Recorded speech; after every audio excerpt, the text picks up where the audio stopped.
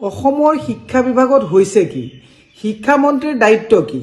পৰীক্ষা এটা বাতিল কৰিব এটা পৰীক্ষা সুকলমে আপোনালোকে পাতিব নোৱাৰে এটা বিভাগ আমিতো আগতে এনেকুৱা দেখা নাই যে প্ৰত্যেকটো পৰীক্ষাতে পেপাৰ লিক হয় এনেও গোটে চৰকাৰখন লিক হোৱা চৰকাৰ এইখন চৰকাৰতো কোনো তেনেকুৱা কোনো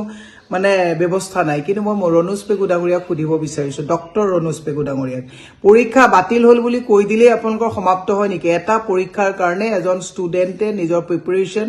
অভিভাৱকৰ তাৰ লগত থকা জড়িত আৰু তেওঁলোকৰ গোটে মানসিক যেটো এটা পৰিস্থিতি এইটো আপোনালোকে কৈ দিব এখন বোৰ্ডে যদি পৰীক্ষা এটা সুকলমে পাতিব নোৱাৰে এখন বোৰ্ড থকাৰ কিবা কাম আছে নেকি কলেজক নিজেই কক আপুনি কলেজে নিজে পাতিব নিজে সাৰ্টিফিকেট দিব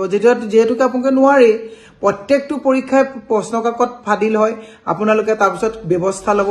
এনেকুৱা ভেলকিবাজিৰ এটা শিক্ষা বিভাগ চলাটো কিমান দুৰ্ভাগ্যজনক কথা আপুনি উত্তৰ দিব লাগিব আপুনি ডক্টৰ ৰনোজ পেগু ডাঙৰীয়া আপুনি শিক্ষা মন্ত্ৰী হৈ থকা অৱস্থাত কিমানটা পৰীক্ষাৰ প্ৰশ্নকাকত লিক হৈছে কিয়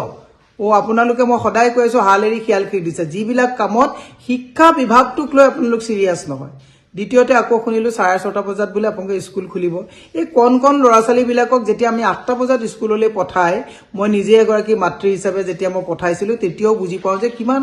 কষ্ট কৰি লৰাছালী কিটাক উঠাব লাগে 6:30 বজাত কিয় উঠাব লাগে আপুনি মন্ত্ৰালয় 6:30 বজাত খুলিব পাৰিব আদৰ্শ বেলেগলৈ দিয়াৰ আগত নিজে দেখাব লাগিব মন্ত্ৰালয় তেতিয়ালে 6:30 বজাত খুলক মন্ত্ৰীসকলে আপোনালোকে 11টা 12টা বজাত অফিচলৈ আহিব কোন লৰাছালী বিলাকক 6:30 স্কুললৈ পঠাবলৈ আহিছে হৈছে কি আপোনালোকৰ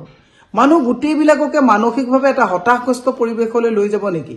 মই এই কাৰণে কৈছো শিক্ষামন্ত্ৰী মহোদয় অকলে মাটি প্ৰেছ মিট দিলে নহব ৰাইজৰ এই প্ৰশ্নবিলাকৰ উত্তৰ আপোনালোকে দিব লাগিব যে প্ৰশ্নকাকত কিয় বাৰম্বাৰ ফাদিল হয় কিয় এটাও পৰীক্ষা সুকলমে পাতিব নোৱাৰে আৰু এই কোন লৰাছালী বিলাকক 6:30 বজাত কিয় স্কুল পঠাবলগীয়া হ'ল ইয়াৰ উত্তৰ ৰনোজ পেগু ডাঙৰীয়া দিব লাগিব আমাৰ কৰকাতলৰ পইচা লৈ পেলাই এনেই ৰং ৰহস্য কৰি পেলাই ডিস্পুৰত বহি থাকিলে ৰাইজক